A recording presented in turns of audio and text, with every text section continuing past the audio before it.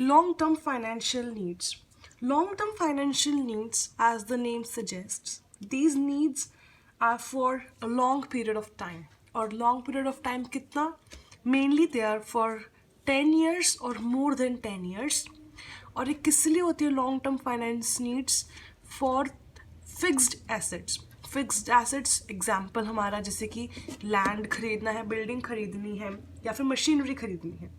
So in short we can say when finance is needed for a period of 10 years and above 10 years, it is called long-term financial need. Long-term finance is used for purchase of land, building, machinery, etc. या फिर हम कह सकते हैं fixed assets. ठीक है. Next is medium-term finance needs. So जो medium term financial needs हैं, they range from 1 year to 10 years. ठीक है. And these are the kind of financial needs which arises for such expenses जो कि day to day नहीं हैं, but जब भी वो expenses होते हैं, so they bring a lot of cash flow. वो expenses they are not day to day, वो हर दिन नहीं होते हैं, बट जब भी होते हैं तब उसको कवर करने के लिए we need a lot of money. For example अगर हम देखें मशीनरी को रिप्लेस करना, ये हमें हर दिन नहीं रिक्वायर होता, बट जब भी करना होता है मशीनरी को replace we require a lot of finance.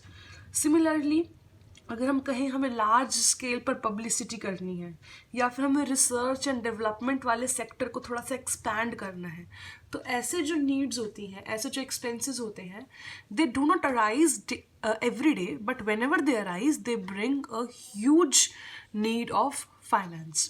तो ये होते हैं हमारे medium term financial needs which range from 1 year to 10 years. Last is short-term financial needs, and these when finance is needed for less than 1 year, it is called short-term financial needs. कि जब हमें finance 1 साल से कम के लिए चाहिए होता है. It is used for purchase of raw material, जिससे कि हमारा जो वर्किंग कैपिटल होती है, जैसे कि जो डे टू डे एक्सपेंसेस के अंदर आता है हमारा, कि भाई रॉ मटेरियल लेना, रेंट देना, वेजेस देना, सैलरीज देना, टैक्स भरना, ट्रांसपोर्टेशन चार्जेस भरना, such expenses are day to day expenses, या फिर हम कह सकते हैं वर्किंग कैपिटल. तो ऐसे एक्सपेंसेस के लिए जो फाइनेंस चाहिए होता है 1 साल से कम के लिए चाहिए होता है, hence it is short term financial needs. ठीक है. अब ये तो था कि भाई हमारे पास 3 तरह के फाइनेंशियल रिक्वायरमेंट्स होते हैं. इन फाइनेंशियल रिक्वायरमेंट्स को फुलफिल करने के लिए हम अलग अलग सोर्सेज से फंड्स अराइज करते हैं, फंड्स इकट्ठा करते हैं. तो ब्रॉडली हमारे पास 2 तरह के सोर्सेज होते हैं फॉर फाइनेंस. बिजनेस फाइनेंस के ब्रॉडली 2 तरह के सोर्सेज होते हैं, बोरोड फंड और ओन्ड फंड. ठीक है.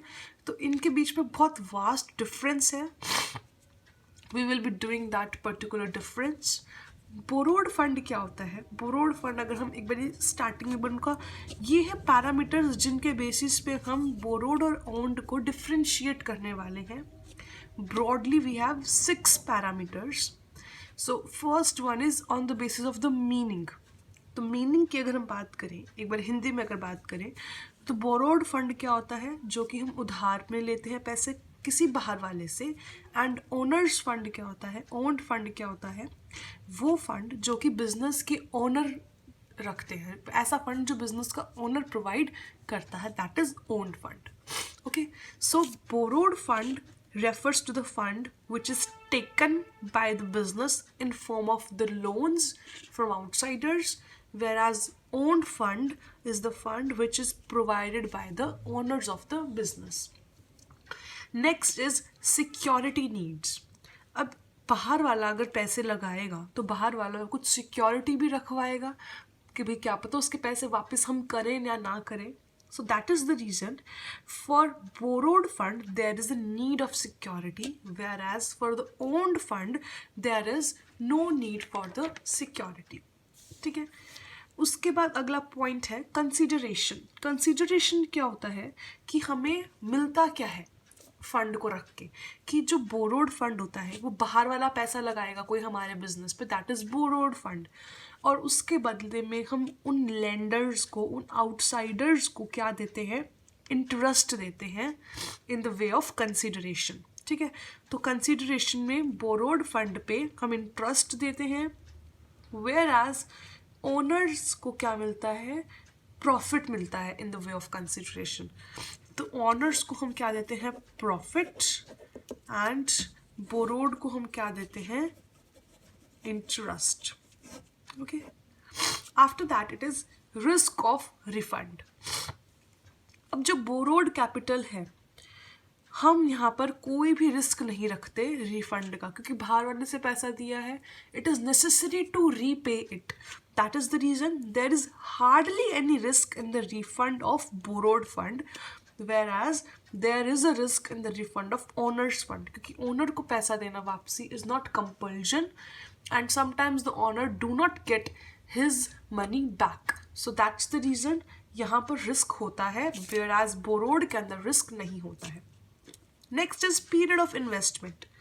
जो बोरोड फंड होता है वो जनरली शॉर्ट टर्म या फिर मीडियम टर्म ज़्यादा के लिए होता है।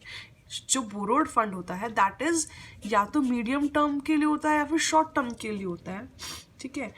और आफ्टर सम टाइम हमको इसको पे बैक करना पड़ता है बोरोड फंड को, whereas owners fund is permanent source of capital for the business. ये हमेशा रहेगा सोर्स ऑफ कैपिटल, और इट इज़ रिफंडेड मोस्टली कब होता है रिफंड, एकदम जब बिजनेस वाइंड अप की स्टेज में आता है ना, जब लिक्विडेशन की स्टेज आती है, जब बिजनेस को बंद करने का टाइम आता है, तब ओनर को अपना पैसा वापस मिलता है, अदरवाइज उसको कोई पैसा वापस नहीं मिलता है, okay.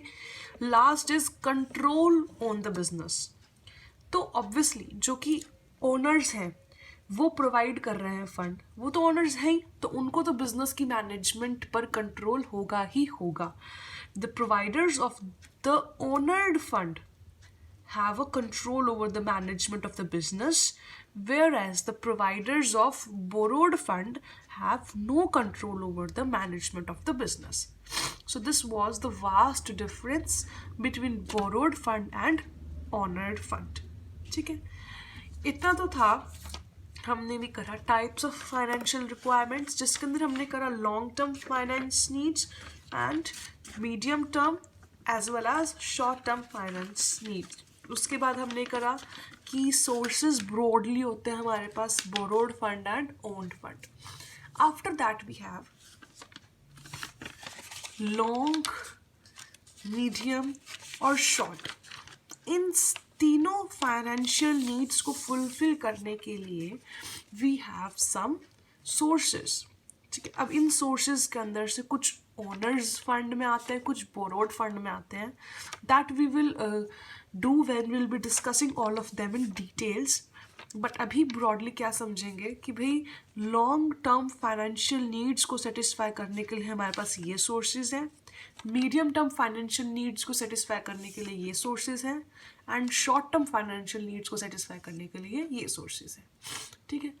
Now when will start long term financial needs के लिए हमारे पास क्या होता है, equity shares, preference shares, debentures, retained earning and specialized financial institutions से भी हम पैसा ले सकते हैं for long term financial needs. Whereas for the medium term financial needs हम क्या इशू करते हैं, debentures, preference shares, public deposits, and we can take loans from commercial banks. और इसी के साथ शॉर्ट टर्म फाइनेंशियल नीड्स को रिकवर करने के लिए, को फुलफिल करने के लिए हम पैसे कहाँ से लेते हैं, from commercial banks in the way of trade credit and from intercorporate deposits which is ICDs. और यहाँ पे ध्यान क्या रखना है, there are some sources of finance which comes under more than one kind of financial requirement. For example, debenture and preference shares comes under long-term financial needs also, and they both comes under medium-term financial needs also. Similarly, commercial banks come under medium term financial needs also, and short term finances के नीचे भी ये same commercial banks आता है. So this was about the